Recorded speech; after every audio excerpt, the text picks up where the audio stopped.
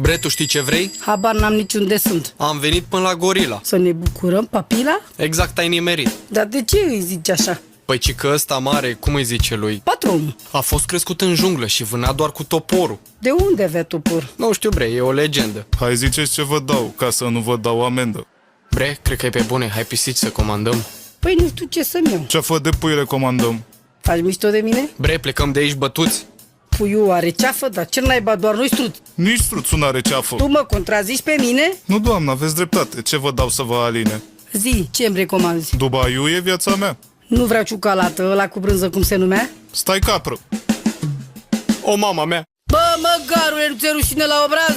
Bre, lasă-l în pace, că intrăm noi în necaz. Iartă-mă, bre, tanti, da, așa îi zice la burger. Adu orice la masă și mai repede că te zvânturi. Bre, ești sănătoasă, de ce l-ai mușcat pe om?